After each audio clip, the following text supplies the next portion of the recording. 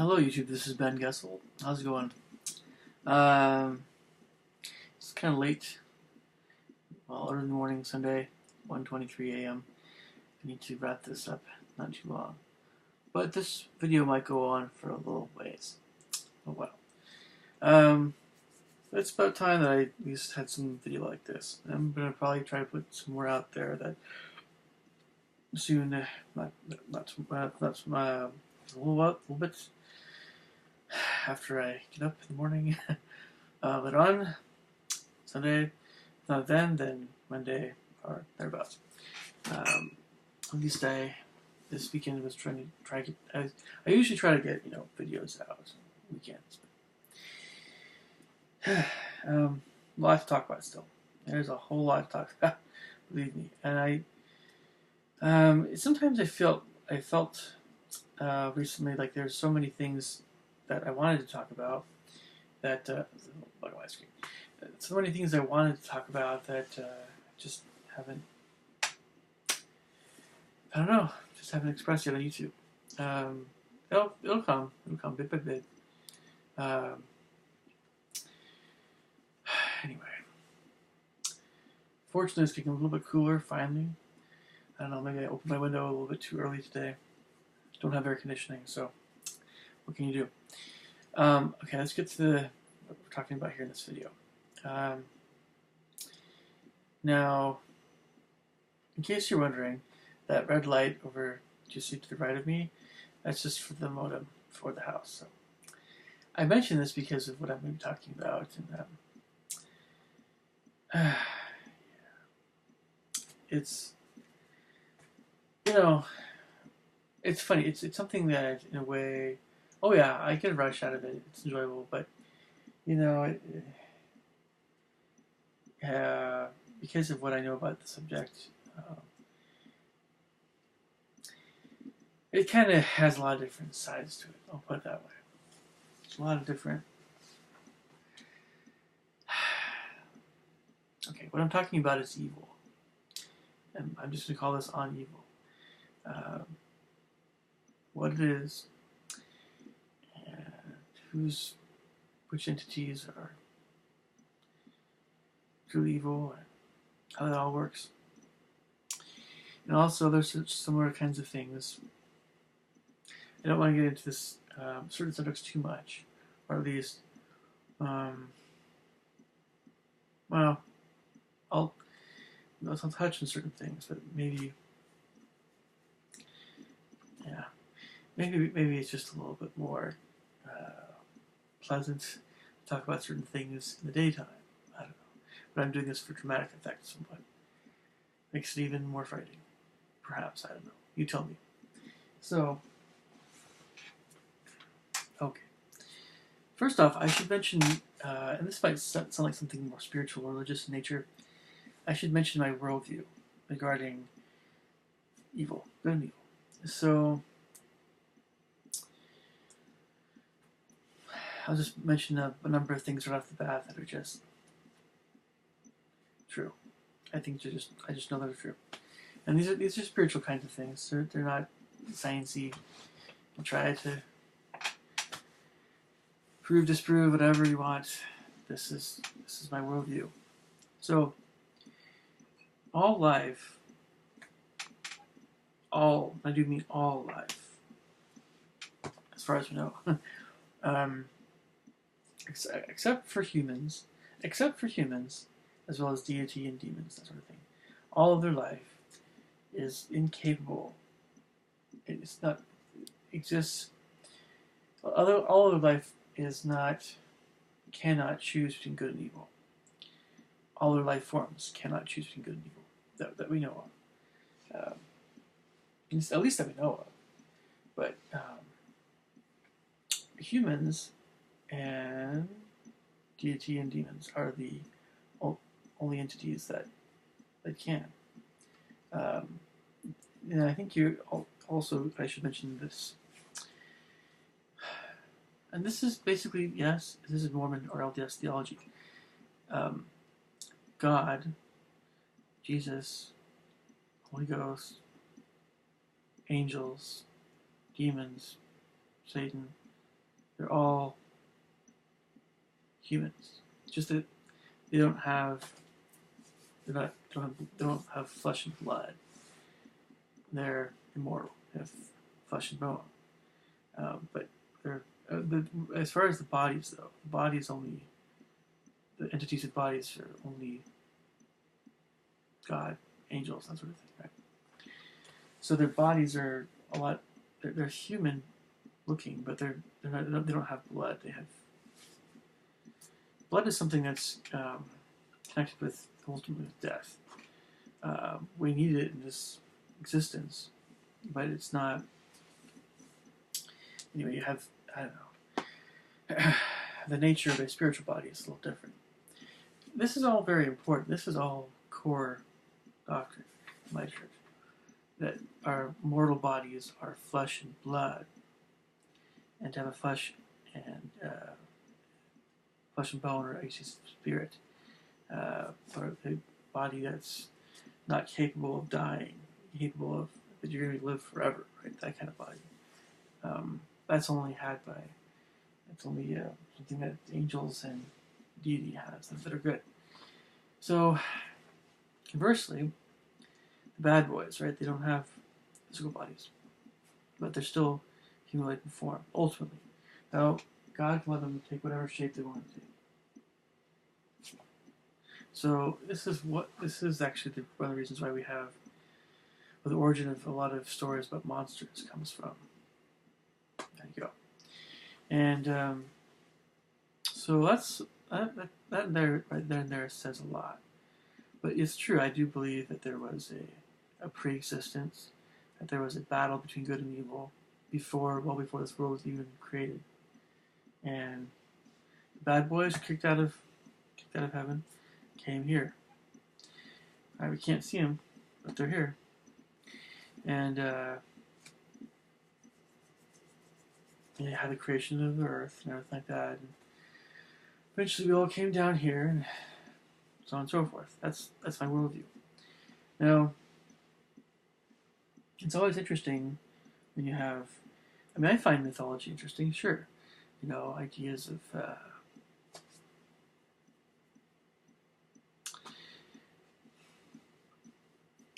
earth spirits, whatever. Sometimes I do feel like it's something demonic. Sometimes I just feel like it's imagination of a certain area of the world, some kind of combination of the two. Or sometimes there are hints of something more divine or heavenly with certain, it's kind of a mixed bag, I suppose you could say. But mythology is interesting because it reveals quite a bit about different cultures in the world, different kinds of people, different places in the world, basically a culture.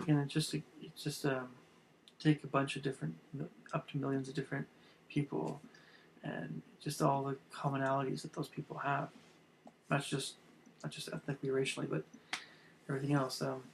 So it's always interesting to study, but I don't believe mythological stuff or pagan stuff the way I would believe in core religious stuff. But again, at the same time, I don't.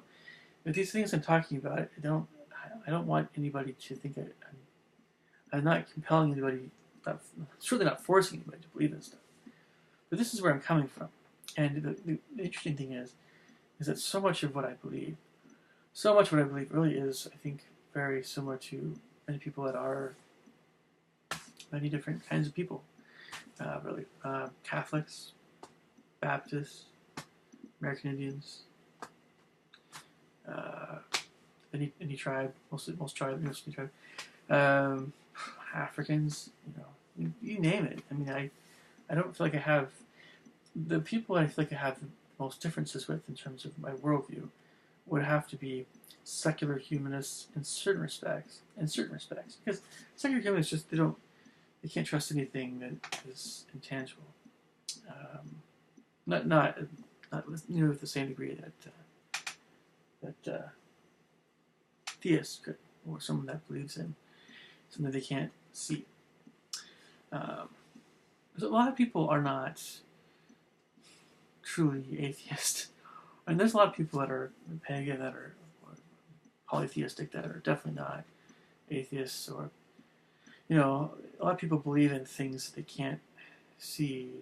A lot of times it's an emotional kind of thing.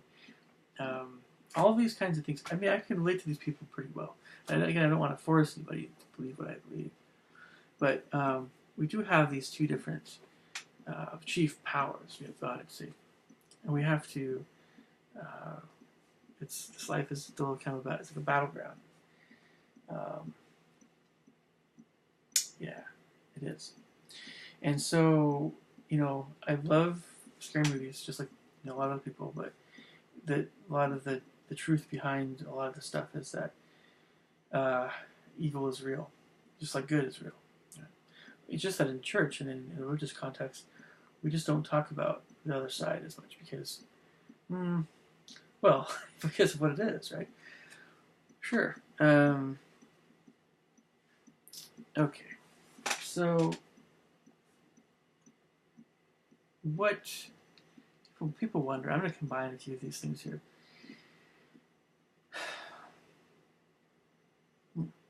Yeah, okay. So,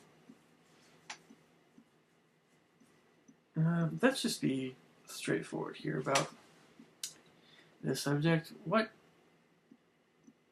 makes someone more prone to being possessed, right? Or all the several other things that are not quite there, but they're getting there a little bit by bit.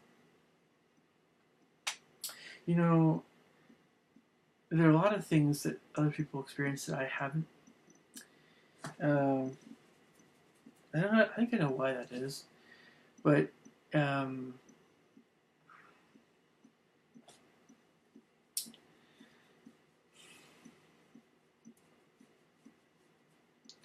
okay. If a person is essentially, the more that they're involved in things that Apostle Paul said not to be involved in, and maybe drunkenness is just one of the many, many things. Being drunk a lot, right? It's not good, but it's not as big of a vice, right? Obviously, right? Or being wrathful. It's up there, but it's, you're not talking about killing yet, right? So there's a scripture in Galatians, and I know this sounds like something very heavy-handed and Bible-oriented to say, but there's a scripture in Galatians. I don't even need to tell you chapter or verse, but it's the Apostle Paul is talking about who's going to end up in hell, basically, and he lists a number of very evil things, and I think I know which one of those things, which certain sins are more common, and which ones maybe a little bit less common, or we might think they're less common, but maybe some of them really aren't really all that rare. But just to give you an idea of this is I think it's in chapter 5. I don't want to look it up, but it's whosoever loves and makes a lie, blasphemers, yeah. And don't that's just that sin is, I think, that act is very misunderstood, but it's essentially kind of like mocking the idea of keeping certain names and certain keep mocking God and every entity that's really good that we would think reverently of, right? Blasphemy is, so anyway, so traitors, people that are high-minded, haughty, pride, adulterers, fornicators, all the sexual things that he mentions, and all that, but murderers, whoremongers, and whosoever loves makes a lie. Sorcerers. He mentions some witchcraft, that sort of thing. Let's just say that when you're there's a lot of things that I could say it here, but people should realize that, gosh, if you don't feel good when you're doing something supernatural, yeah, okay, you fill in the blank. But it's, sheesh. I can't even imagine the person who's reading someone's fortune who really is getting some actual feedback from an entity that they don't know directly. Well, at least it's an entity. Wow. Which kind of entity would do that? Would be God in that kind of setting with tarot cards? I mean, I don't know. Some of these things should be pretty straightforward. Okay, so Paul goes on for quite a ways about all these things that are very wicked and wrong, and that if someone does them, yeah, they'll attract demons. And let's just kind of focus on that, because everything else is kind of secondary to that, really. I mean, there are a lot of things that we don't know about, that we are protected. We're protected from certain things in this life. But those protections, we don't always aware what they are. Yeah. And there are some things that you can do to drive away evil, like praying to God, like singing good songs, especially songs that are sacred, and reading scriptures,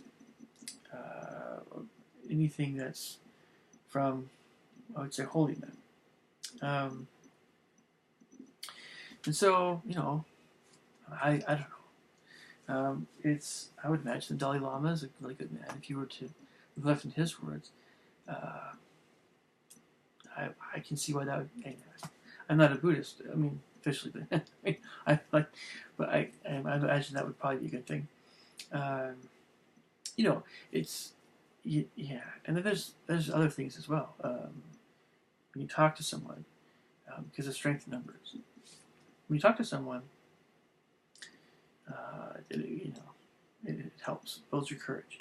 Anything that can build your courage, and even things like humor, and just keeping a happy, optimistic, joyful kind of way about you, along with being brave and being trusting in God, having faith that God will help you, because faith is something else that's very misunderstood. Again, I'm not going to put this video under, maybe it should, maybe, it seems like it might be, I would put it under something spiritual, but it's going to go under supernatural. But to be honest, faith is the antidote to, because faith and courage are very similar, really. Moral courage. Yeah, it's moral courage. But real faith is the antidote to the kind of fear that would cause someone to be more influenced by Satan. We'll put it that way. So, there's a lot of things that I've read about and have seen, maybe more the Catholic tradition regarding possession, that sort of things. And I've seen a lot of the Warrens, Ryan Warren, those kinds of things. All this conjuring and some things they've done with paranormal state. Basically,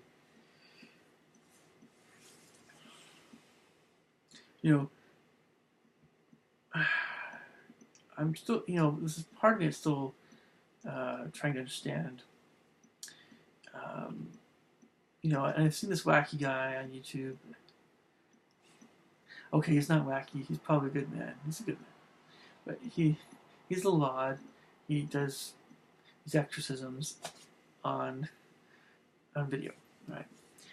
Okay, and I think he's Catholic in Central America, or South America. Okay, he is a lot, but I'm sure it means well. But I mean,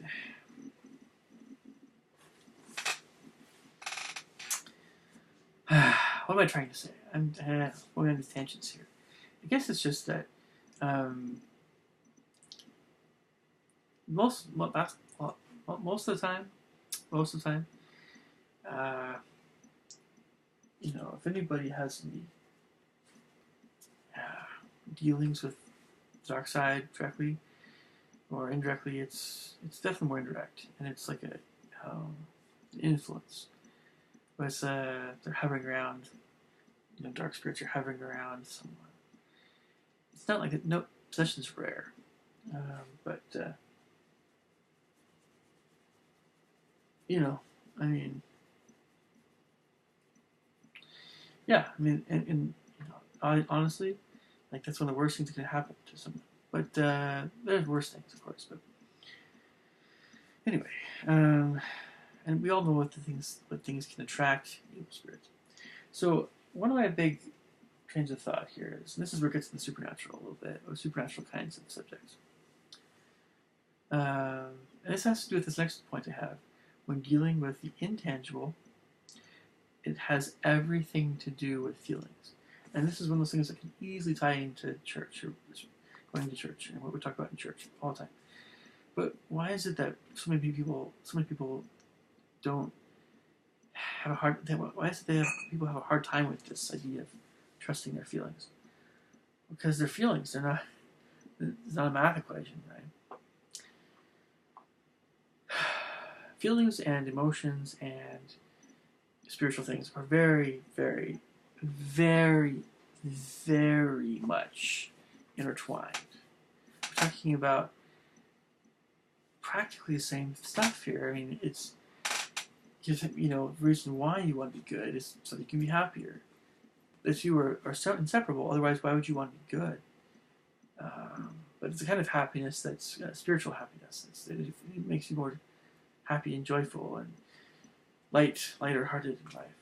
Right? And the opposite is that you are more depressed, and not just depressed. You want to kill yourself. You want to, all these things. They don't come from God. They come from Satan. I'm not saying that people commit suicide. What I'm trying to say is that there's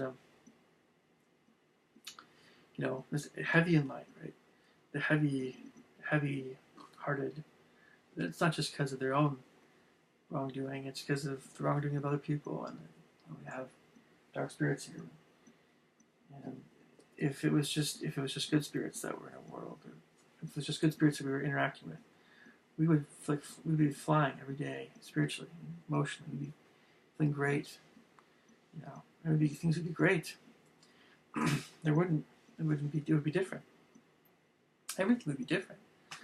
Everything would be so much more. It would just be different. I don't know.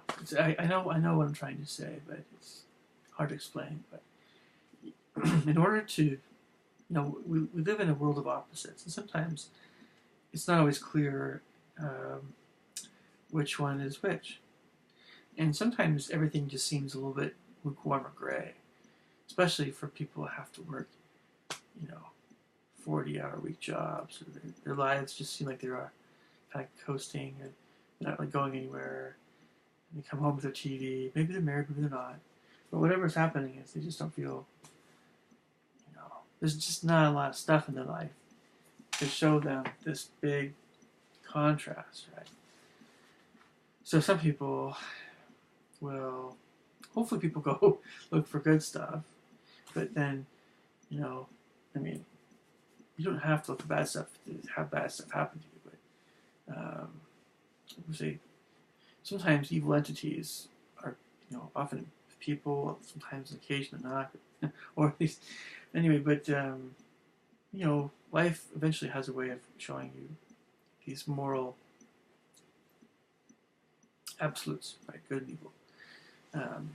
But yeah, again, when dealing with the intangible, when dealing with the things in life you cannot rationally explain, but you know that talking about good and evil, then it has everything to do with feelings.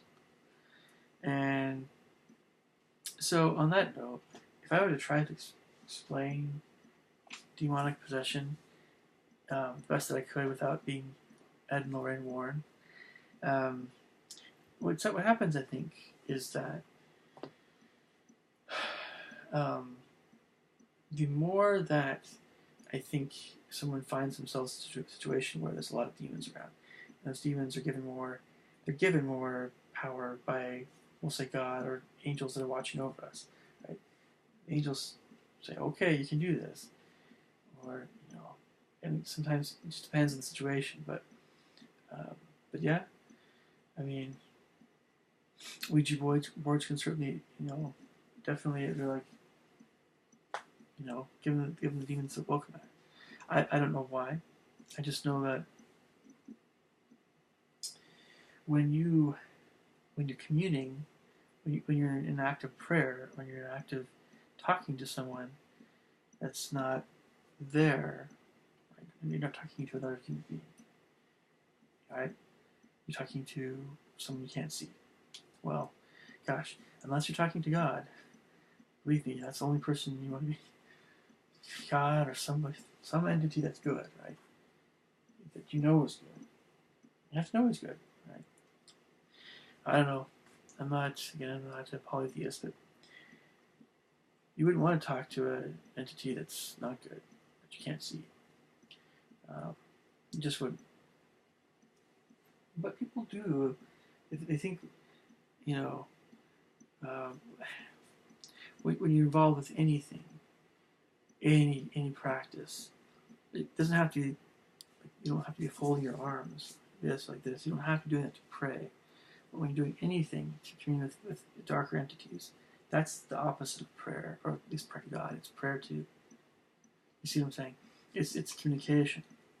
When you communicate with God, you should strive to have a mindset that is more godly, right? And the more that you have a righteous character, the better. The more that your prayers, I don't know. It's all kind of part of the same kind of thing. By the same token, the opposite is true, right? Or the other side of what we're talking about. Okay, so we know what can invite demons. I think I don't need to get into all that. If you read scripture, if you read Galatians chapter 5, that certain verse, then it'll give you a pretty good idea of what things will attract demons.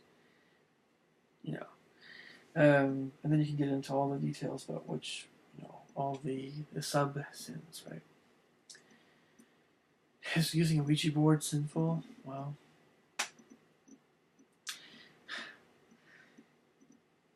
if I don't know, it's kind of like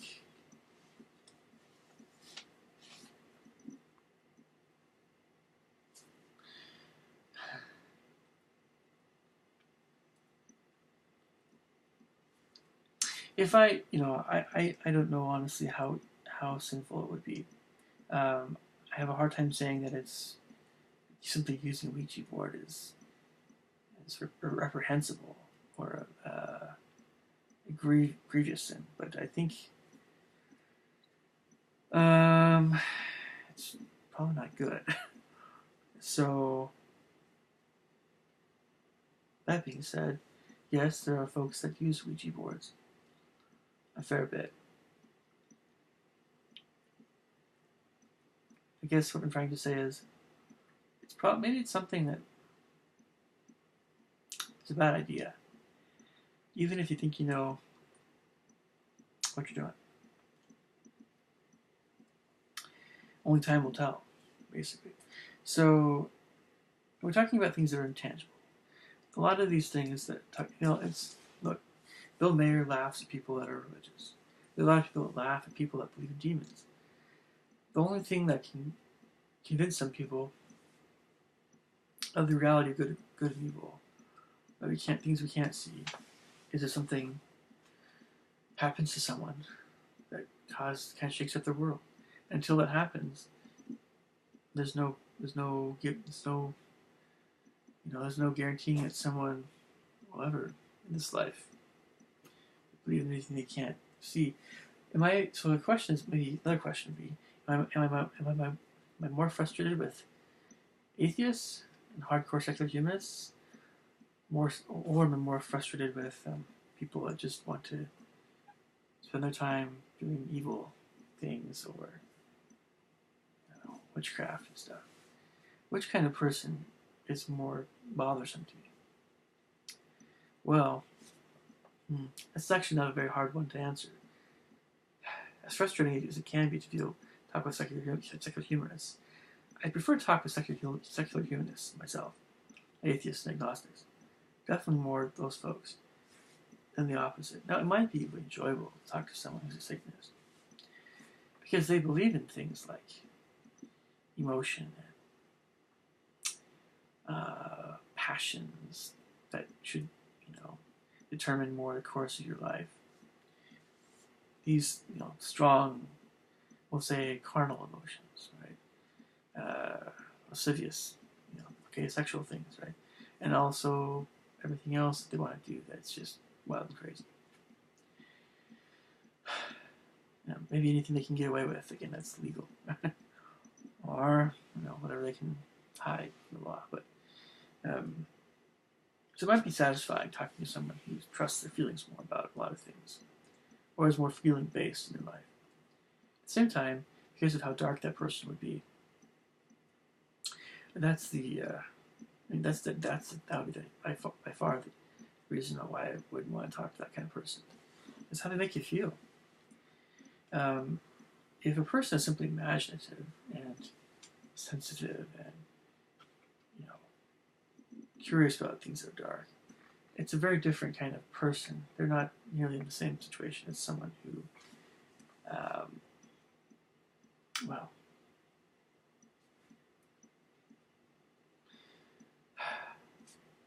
I think I probably shouldn't explain the kind of person I was just thinking about just now, but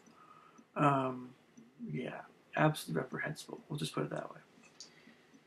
And there's a crossover with, Satanists, whatever you call it. How do I describe them with Lester Crowley versus any other type of group? There's a crossover between all those folks or anybody else who's really into that dark stuff.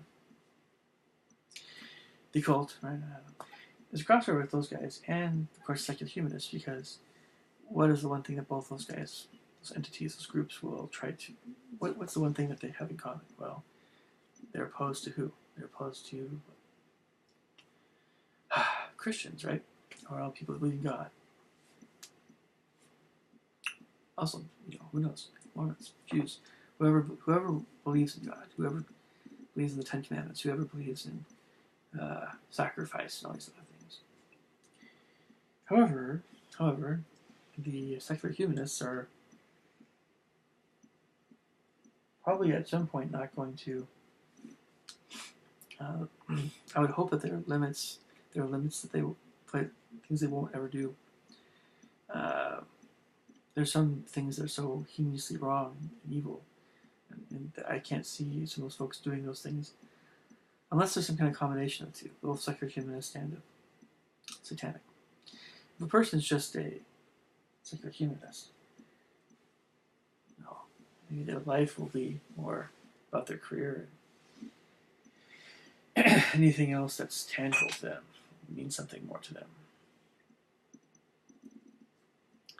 I just, what kind of life is that? I don't know. And besides, I know I feel the truth of so many things about my religion and a lot of other things that are spiritual. But yeah, it's for the same reason I would never use a Ouija board. I might watch videos from time to time on people that use the Ouija boards, but that's probably not a good idea either. So again,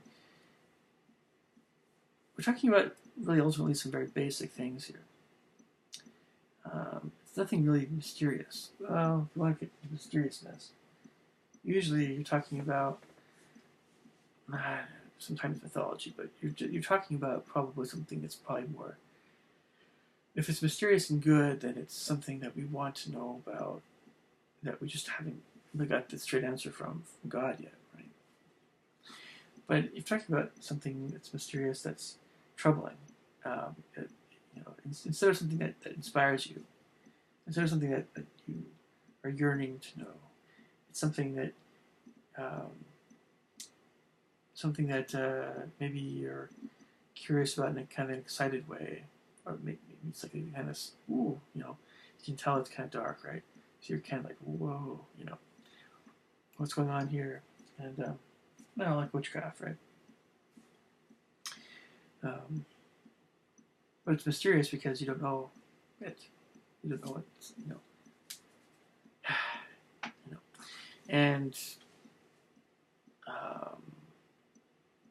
yeah, that kind of mysteriousness is, it's different kind of mysteriousness. So,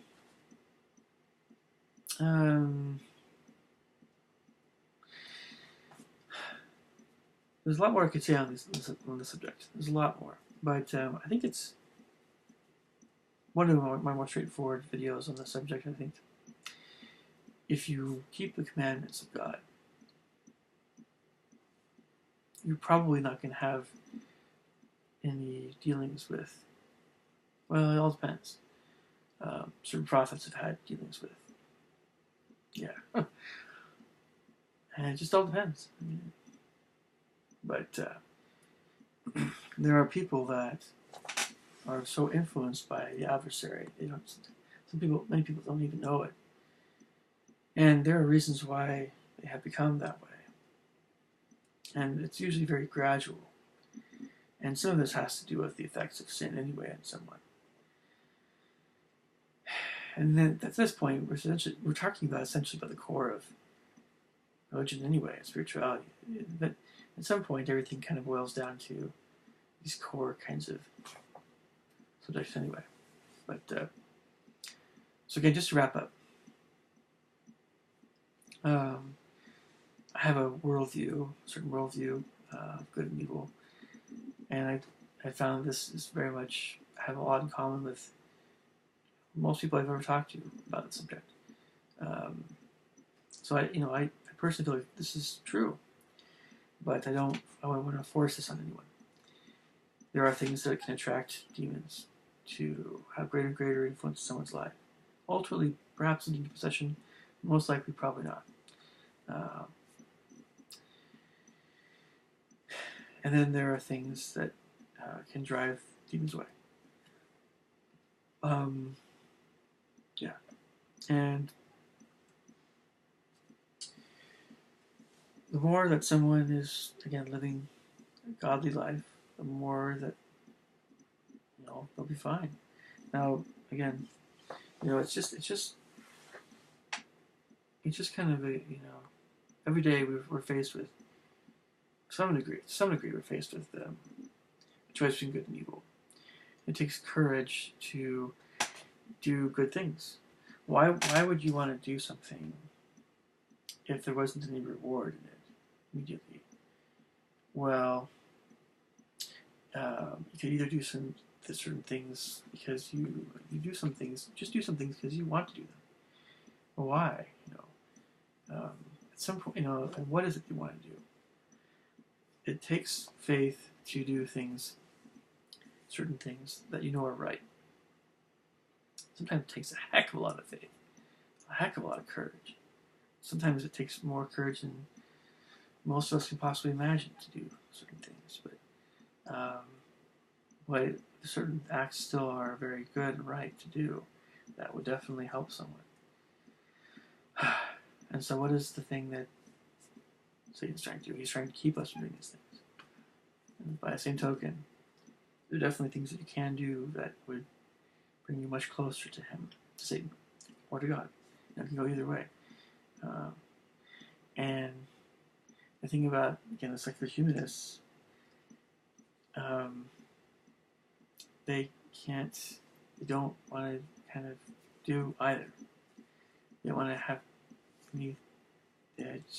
it's for whatever reason, I don't know if it's, sometimes I doubt it's fear for some people, but a lot of times it comes across as being kind of a form of pride. But let's be honest, because there's a lot of things about life that don't involve having a list of different math problems and their answers, because so much of life is not that. The part of life that scares some people the most is when life is the least organized. It's when life is the least rational. When nothing makes sense. That's what scares some people to death. Even people that are very good people. So a lot of people have to keep an open mind. When some people say, for instance, I keep an open mind about a lot of things. Essentially what they're saying is, and it depends what they say, how they say it, but essentially what they're saying is, some part of you does sense good versus evil inside. And I haven't, like most people, I haven't made a lot of sense of everything yet, but I try to be open to additional truth. Basically, that's spiritual in nature, supernatural. Okay. Leave your thoughts and comments below. I will catch you guys later.